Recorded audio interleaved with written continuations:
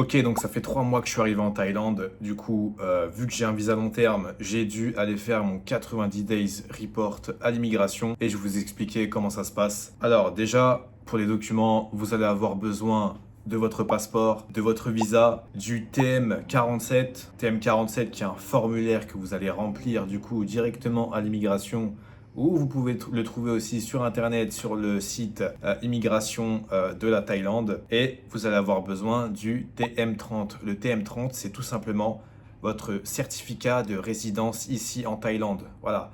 Donc souvent ça vous est délivré par la personne qui vous loue votre appartement, votre condo ou votre maison, voilà, ils sont tenus de vous le fournir, c'est obligatoire. Si vous êtes propriétaire, là, je sais pas trop comment ça se passe, si c'est à vous d'aller le chercher dans un bâtiment du gouvernement de votre province ou quoi, je sais pas du tout ça par contre.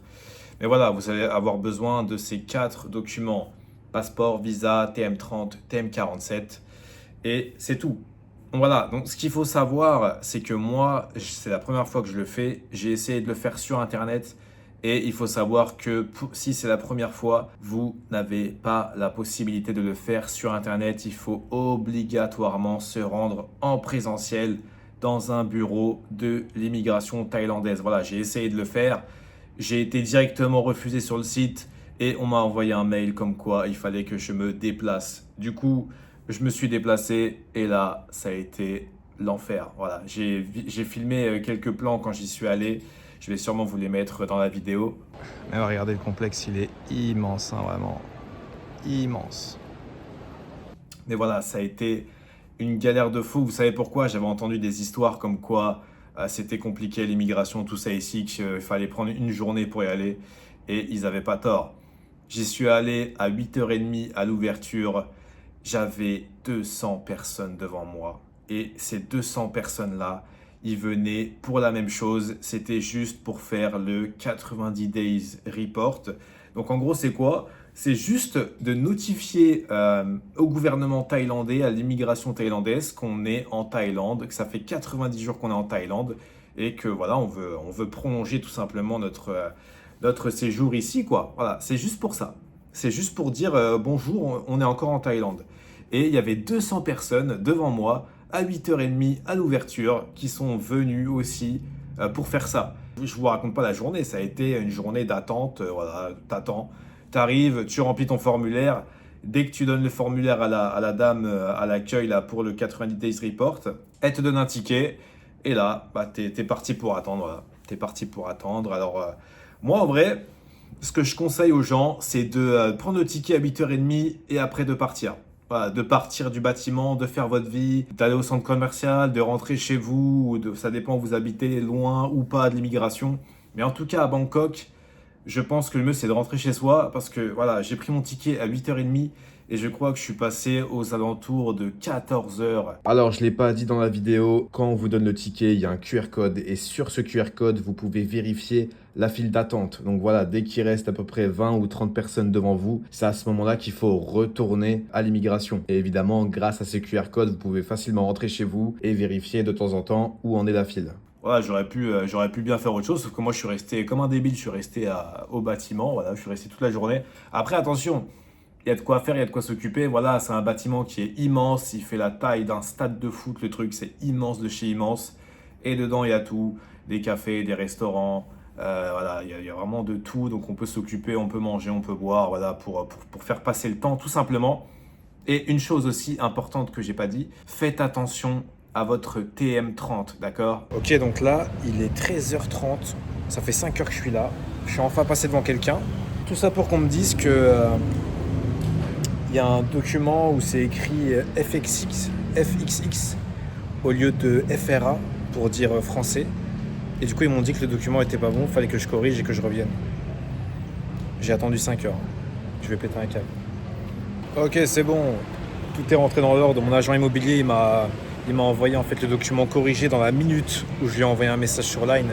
Du coup, c'est bon, j'ai le petit papier qui notifie du coup mes 90 jours en Thaïlande. Et du coup, je vais devoir le refaire au mois de juillet. Mais apparemment, la prochaine fois, je pourrais le faire en ligne. Juste, il faut le faire 15 jours avant la date butoir. Donc cette fois, je ne vais pas oublier et je vais le noter dans mon calendrier. Là, il est quand même 14h. Hein. Ça fait 5h30 que je suis là. Effrayant. J'ai eu un problème avec mon document, le TM30. Pourquoi? Sur le document, il y avait écrit, voilà, c'est un document qui met vos infos perso, tout ça, votre nationalité et tout. Et moi, sur la nationalité, il y avait écrit FXX. Alors qu'il fallait qu'il y ait écrit FRA, du coup pour France, voilà, parce que je suis une nationalité française. Cette petite erreur-là, je suis arrivé au guichet après avoir attendu presque 6 heures, et elle m'a dit, votre document il est pas bon, ça correspond pas à ce qu'il y a écrit sur votre passeport, il faut qu'il y ait écrit FRA et pas FXX. Elle m'a dit, il faut revenir avec le bon document. Et moi je la regarde, je lui dis, attends, mais j'ai attendu 6 heures là, il faut... Eh ouais, pas le choix. Du coup, qu'est-ce que j'ai fait? Heureusement, mon agent immobilier, je l'ai contacté directement. Elle m'a envoyé le document dans la seconde. Et du coup, j'ai pu après repasser devant tout le monde et lui dire, c'est bon, j'ai le document, tout ça, est-ce que c'est faisable? Et là, effectivement, elle m'a fait le papier. Et du coup, je l'ai là. Voilà. Donc, c'est un document qui ressemble à ça. Évidemment, je vais flouter. Mais voilà, c'est un document. C'est un petit document, voilà, pas très grand. Il y a écrit plein de choses.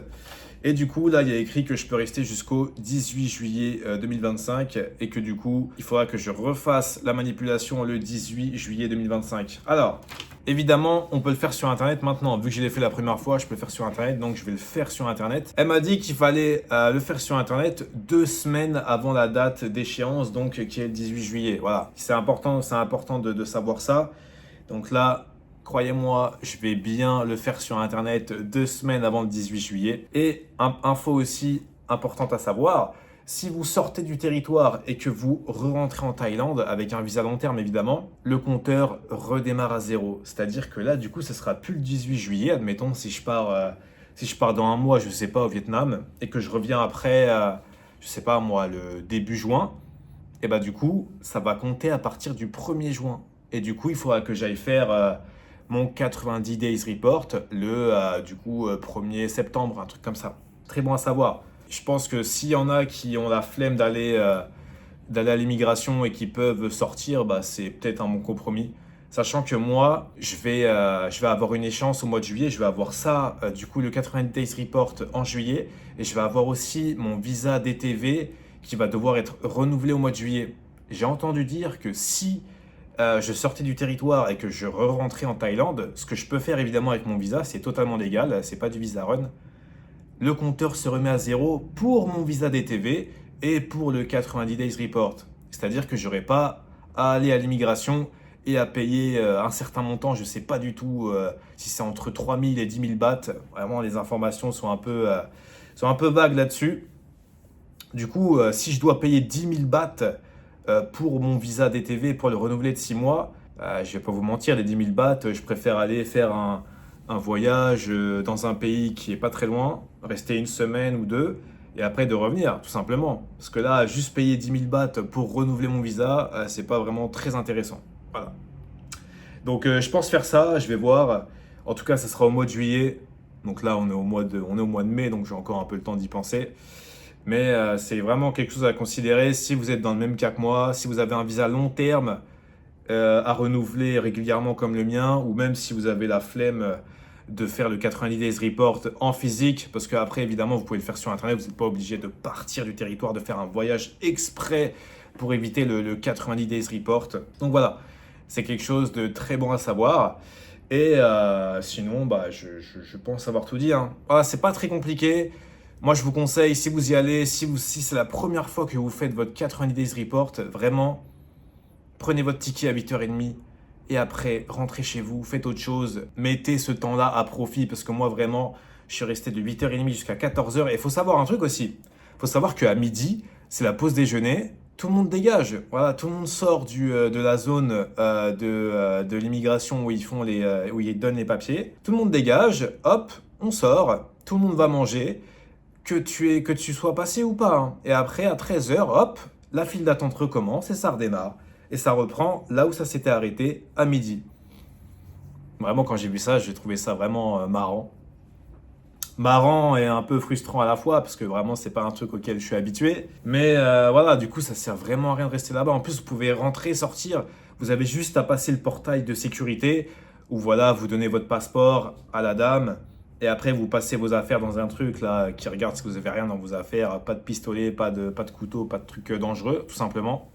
Et après vous rentrez, vous sortez autant que vous voulez, voilà, il n'y a pas de problème. Donc vraiment, si j'ai un conseil à vous donner, mettez ce temps à profit. Voilà.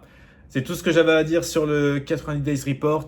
J'espère que vous avez aimé la vidéo. N'hésitez pas à liker et à vous abonner si ce n'est pas déjà fait. Et moi, je vous dis à très bientôt pour une nouvelle vidéo sur la Thaïlande. Ciao, ciao!